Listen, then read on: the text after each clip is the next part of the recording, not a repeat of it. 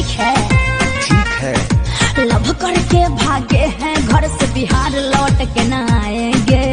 ठीक है एकदम ठीक है। भुसका पर्रा खाएंगे झारखंड में बस जाए।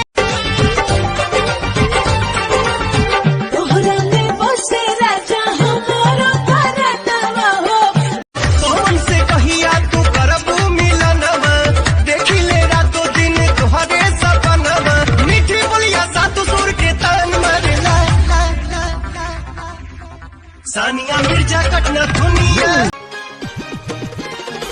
कसिया भी झाड़ लेनी पहन लेनी साड़ी लाली लगाई लेनी रूपवा सवारी देखो हो साथ पिछावा से छूक राजा हमरा के कहे तू बना देलू कोई लपिया तू मोटा जेबो हो आइबो में हरी के हाथ का कोटा हो।